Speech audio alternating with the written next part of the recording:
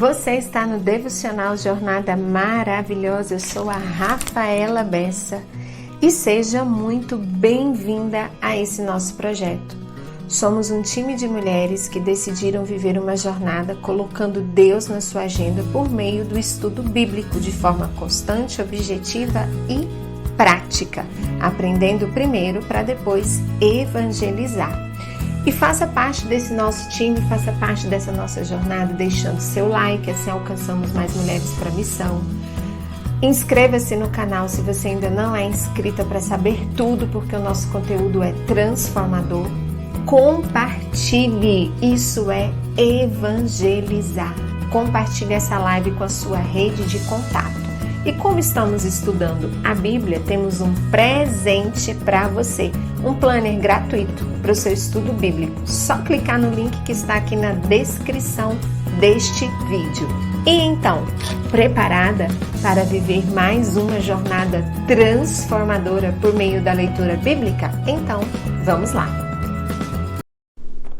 Jornadeira maravilhosa, preparada? Nesse momento, eu imagino você com a Bíblia aberta, do lado do seu planner, já preparada para viver essa audição espiritual conosco, que é a leitura do capítulo 4 do Evangelho de João, onde nós vamos clamar a força do Espírito, o dom do discernimento, da sabedoria, para nós encontrarmos as promessas, ordens, princípios e logo depois a mensagem de Deus para nós hoje.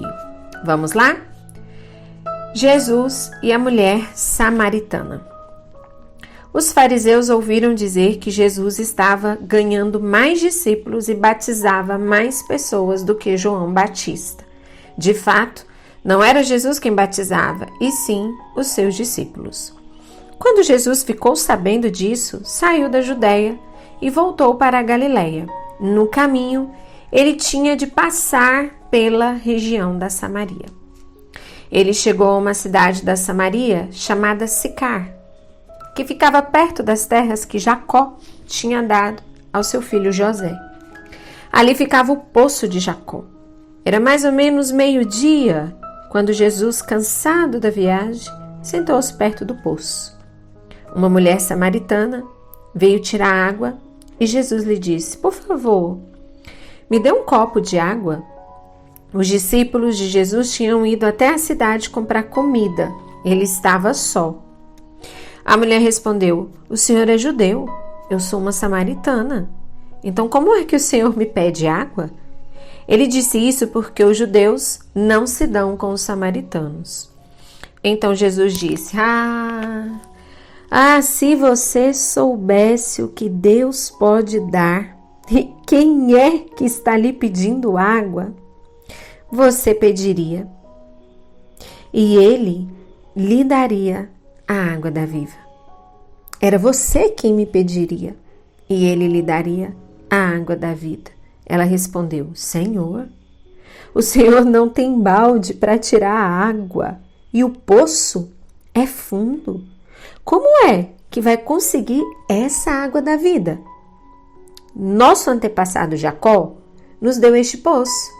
Ele, os seus filhos e os seus animais beberam água daqui. Será que o Senhor é mais importante do que Jacó?"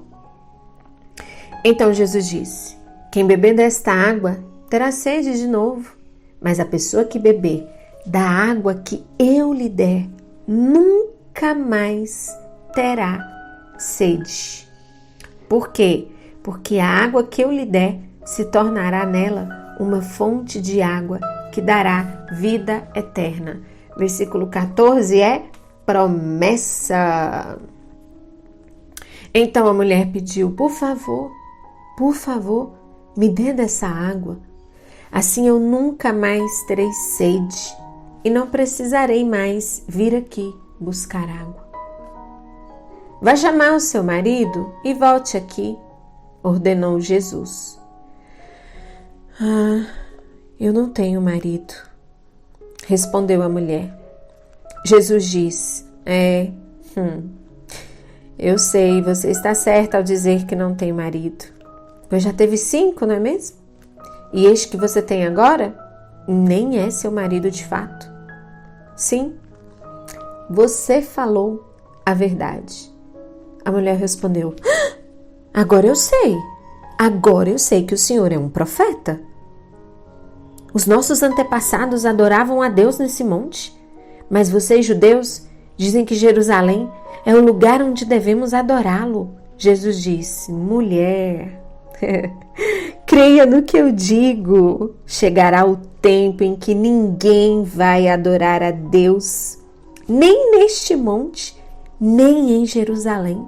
Vocês, samaritanos, não sabem o que adoram, mas nós sabemos o que adoramos, porque a salvação vem dos judeus. Mas virá o tempo, e de fato já chegou, em que os verdadeiros adoradores vão adorar o Pai em espírito e em verdade, pois são esses que o Pai quer que o adorem. Deus é espírito e por isso os que o adoram, devem adorá-lo em espírito e em verdade. O 23 é um princípio. E o 24 é um princípio carregado de uma ordem.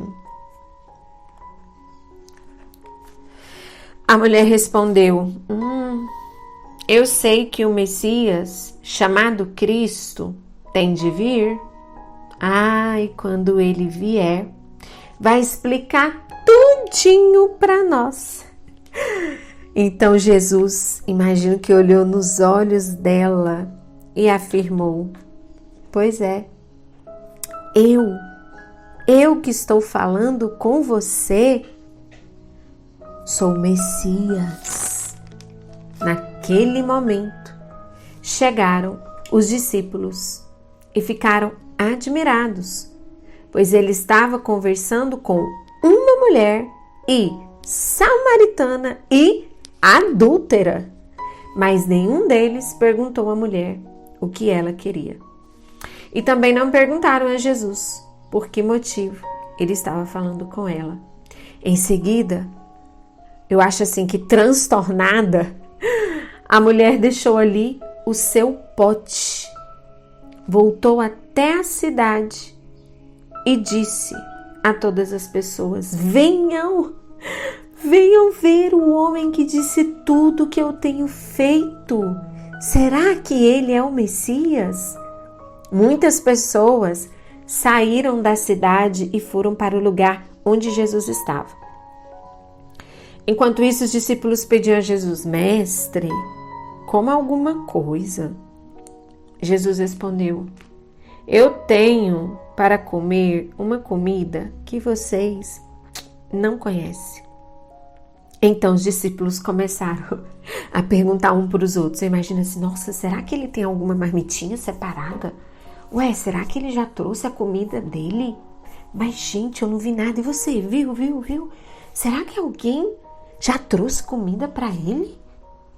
A minha comida, disse Jesus, é fazer a vontade daquele que me enviou e terminar o trabalho que ele me deu para fazer.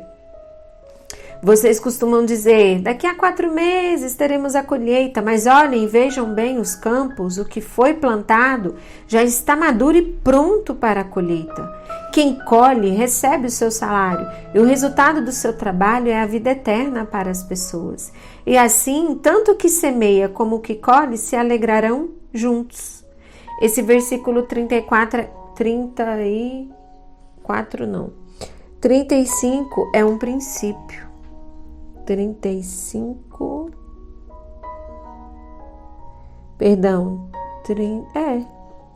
35 e 36 é um princípio.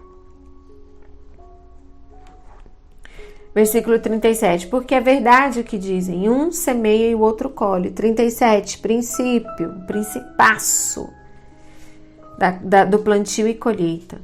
Versículo 38, eu mandei vocês colherem onde não trabalharam. Outros trabalham ali e vocês aproveitam o trabalho deles. Muitos samaritanos daquela cidade creram em Jesus porque a mulher tinha dito: ele me disse tudo o que eu tenho feito. Quando os samaritanos chegaram ao lugar onde Jesus estava, pediram a ele que ficasse com eles, e Jesus ficou ali 2 dias. E muitos outros creram por causa da mensagem dele. Eles diziam à mulher: agora não é mais por causa do que você disse que nós cremos, mas porque nós mesmos o ouvimos falar e sabemos que ele é, de fato, o Salvador do mundo. Agora, dos versos 43 ao 54, a gente vai ver sobre Jesus que cura o filho de um funcionário público. Depois de ficar 2 dias ali, Jesus foi para a região da Galileia, pois, como ele mesmo disse, um profeta não é respeitado na sua própria pátria. Gente, esse é um princípio violento. Aqui você entende por que sua família não abraça seus projetos. Quando chegou a Galileia, os moradores dali o receberam bem. É que eles tinham ido à festa da Páscoa em Jerusalém e tinham visto tudo o que Jesus havia feito. Sublinhei aqui um pouquinho. Tudo o que Jesus havia feito. Jesus voltou a Caná da Galileia, onde havia transformado água e vinho, lá no milagre de Caná, no casamento. Estava ali um alto funcionário público, funcionário de alto escalão, gente, que morava em Cafarnaum. Ele tinha em casa um filho doente. Quando ouviu dizer que Jesus tinha vindo da Judéia para a Galileia, foi pedir a ele que fosse a Cafarnaum e curasse o seu filho que estava morrendo. Jesus disse ao funcionário: vocês só creem quando veem grandes milagres. Ele respondeu: Senhor, venha depressa, antes que meu filho morra. Volte para casa, o seu filho vai viver, disse Jesus. Ele creu nas palavras de Jesus e foi embora. No caminho, encontrou-se com os seus empregados que disseram: o seu filho está vivo. Então ele perguntou: a que horas? O meu filho começou a melhorar. Os empregados responderam: ontem. À 1 da tarde a febre passou. Aí o pai lembrou que havia sido naquele mesmo momento, naquela mesma hora, que Jesus tinha dito: o seu filho vai viver. Então ele e toda a família creram em Jesus. Esse foi o segundo milagre que Jesus fez depois de ter ido da Judéia para a Galileia. Esta é para nós palavra da salvação. Glória a vós, Senhor. Pausa o vídeo agora. 1 minuto de silêncio para Deus ministrar no seu coração. Muito bem, jornadeira, e com a mensagem que Deus inspirou para nós nesta leitura de hoje. Vamos fazer 2 porções. A primeira, Jesus, a mulher samaritana, e depois a cura do filho do funcionário público. Algo importante, se você perceber, no versículo 4, diz assim: no caminho, ele tinha de passar pela região. Ele tinha de passar. O que isso inspirou no meu coração? Que Jesus, ele se movia profeticamente. Tinha um porquê em cada lugar que ele foi. Então, ele já se movia de forma profética. E nós, como discípulas de Jesus, nós, como multiplicadoras de Jesus, precisamos pedir que no nosso dia a gente se mova de forma profética. Isso é muito importante nesse processo da evangelização, do anúncio da Boa Nova. Bom, gente, eu entendo que a mulher samaritana, ela representava e representa, porque a palavra é viva, a noiva, a igreja, como se Jesus estivesse encontrado a noiva dele, que é a igreja. Judeus não se davam com os samaritanos. Muitos judeus odiavam os samaritanos. Rezam os históricos que muita oração de um judeu dizia assim: Alá, Pai, eu te agradeço porque não sou samaritano.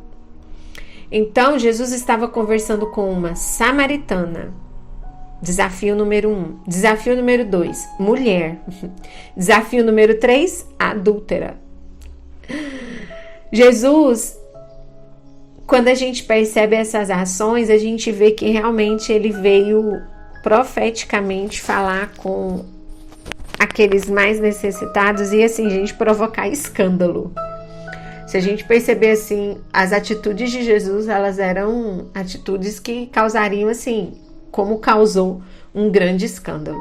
Quando ele vai adentrando a conversa com a samaritana, algo que eu percebo assim nos versos 10, por exemplo, em diante, quando ele fala da água e que se ela soubesse para quem ela estava pedindo água e a água que ele poderia dar, a gente percebe que Jesus já estava numa conversa espiritual. E ela falava assim, mas como? O senhor não tem nada para pegar água aqui, como é que o senhor vai conseguir? O poço é fundo. A gente vê que ela estava numa conversa terrena. Então isso é algo que a gente precisa compreender. Eu acredito que se você ainda não aceita, se você está nessa live aqui até por acaso e você não é uma jornadeira raiz, é preciso compreender que para você viver o cristianismo na íntegra e acreditar que Jesus é o nosso Salvador, nós vamos viver uma vida dúbia de forma saudável. Nós vamos viver uma vida na dimensão espiritual, na esfera espiritual e na dimensão terrena. Nós vivemos dubiamente essas duas atmosferas. Então, às vezes, nós estaremos na Terra numa conversa espiritual.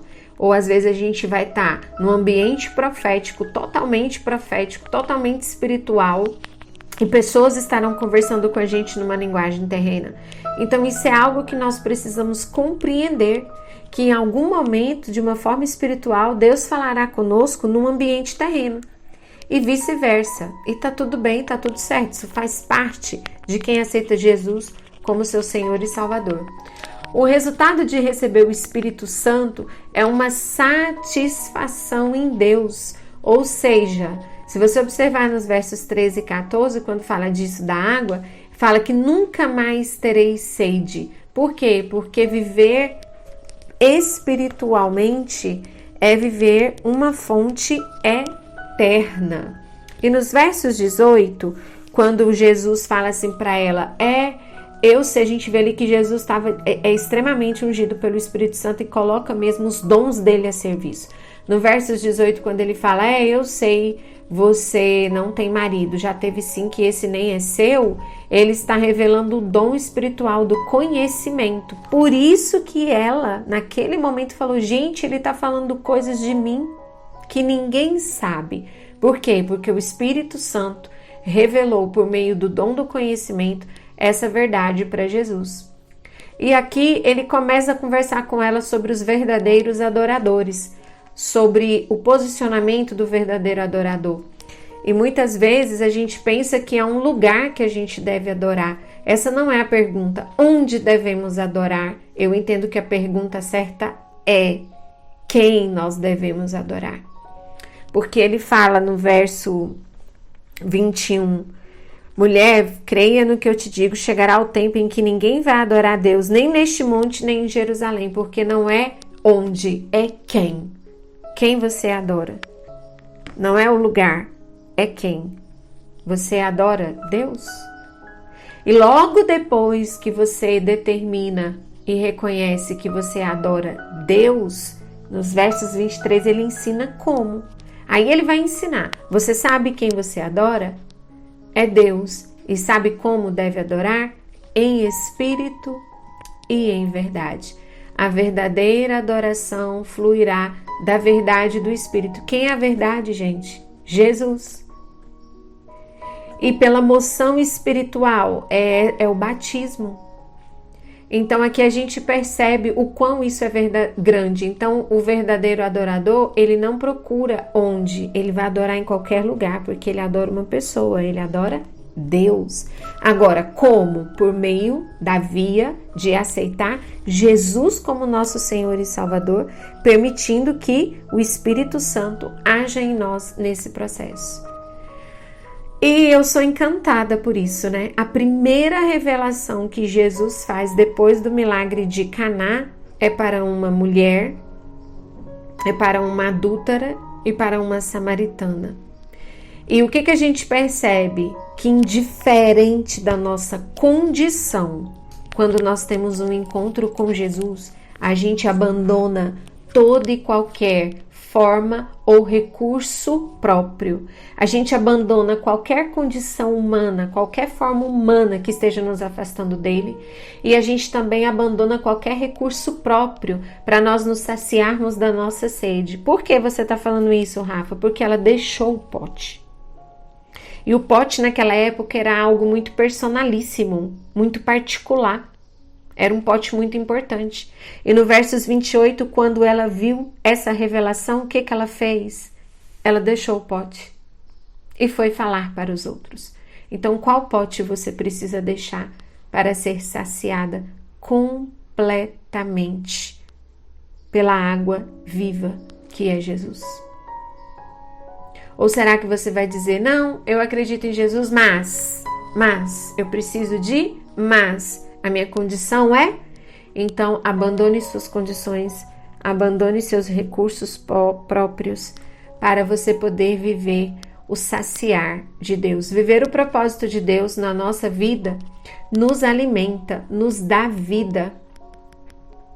E aí a gente já vê isso quando os discípulos chegam, não perguntam nada e começam a se preocupar se Jesus estava com fome. E Jesus diz, não, minha comida é fazer a vontade de Deus.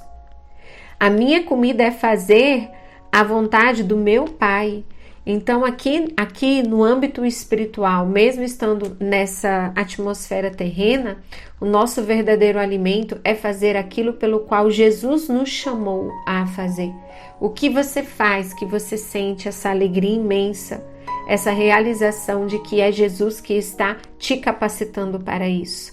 Gente, e aqui nos versos seguintes sobre a colheita vem algo que me impactou, de verdade. Eu não tinha visto sobre esse âmbito, sobre semear e colher.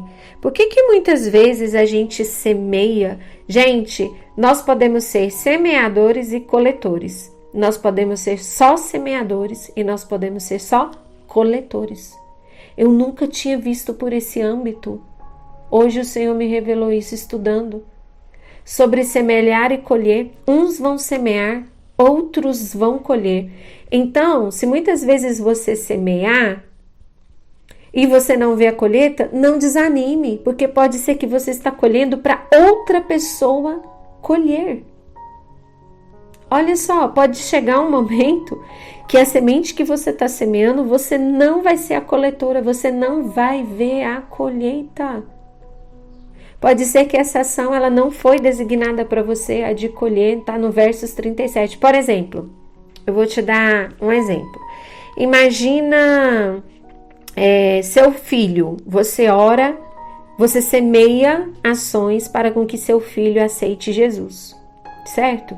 E ele vai para um grupo de oração, por acaso, se encontra ali no grupo de oração com Jesus, ele recebe o renovo do batismo e ali ele vê algo sensacional, ele aceita Jesus e começa a servir. Você, coordenador do grupo, não se sinta merecedor por esta colheita, porque quem semeou foi a mãe desse jovem que orou por muitos anos. Então, não se sinta tão mais importante que o processo, porque essa colheita de você ter dito, aceite Jesus, ele aceitou estar a serviço no grupo, não foi mérito seu, coordenador ou pregador ou que está conduzindo a oração.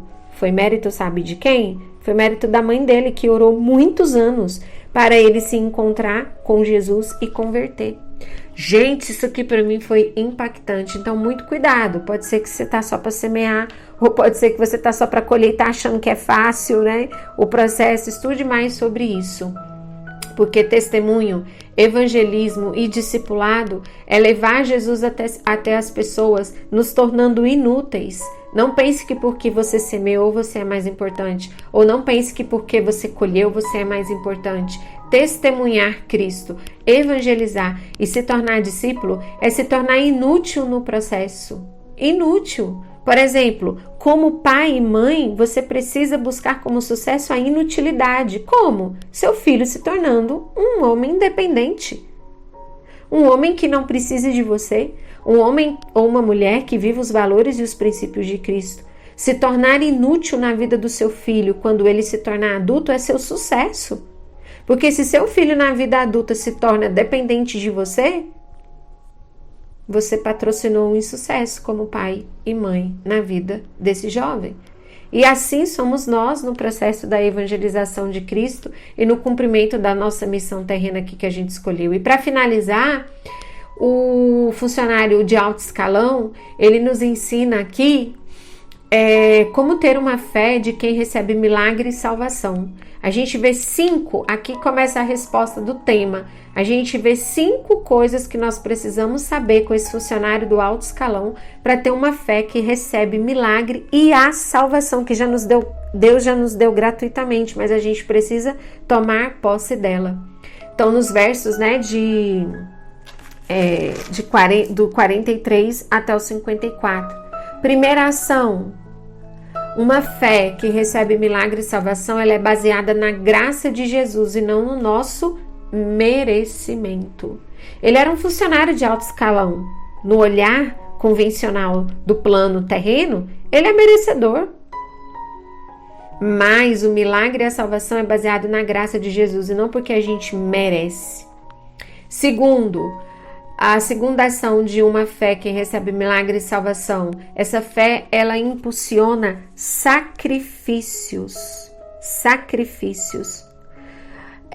Quando o funcionário ouviu dizer que Jesus tinha vindo da Judéia para a Galiléia, foi pedir que ele fosse a Cafarnaum e curasse o filho. Ele andou, ele se esforçou, ele teve que andar distâncias para isso. Exigiu dele também um sacrifício de sair da zona do conforto dele para poder fazer o quê?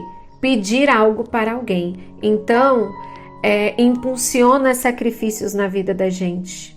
Isso é algo que a gente precisa perceber. Terceira ação de uma fé que recebe milagre e salvação. Pede milagre para o outro, não para si. Quem vive uma fé de milagre e salvação impulsionada pela conversão do cristianismo, ele se torna um intercessor. Ele deixa de pedir só para si e pede para o outro. O funcionário estava pedindo para o filho. E ele poderia pedir para o médico, porque ele tinha um alto escalão, ele poderia levar para a medicina. Quarta ação de quem quer uma fé que recebe milagre e salvação. Essa fé requer humildade e submissão. Um funcionário de alto escalão ter que se humilhar para um profeta, se submeter, insistir. Porque Jesus questionou, você vem me pedir porque você acredita em milagres, sabe que eu estou fazendo milagre, você está me pedindo porque eu faço milagre, não porque você não sabe quem eu sou. E mesmo assim, ele exercitou da humildade e foi algo mais, ele insistiu. E aqui é a quinta ação de quem quer uma fé de milagre e salvação. Essa fé, ela insiste e não se ofende. O que será que nós fazemos quando Deus não nos responde? Porque quando ele pediu Jesus pela primeira vez, ele questionou, você me pede porque eu faço milagre e não porque eu sou. Você pede porque você crê quando vê milagre.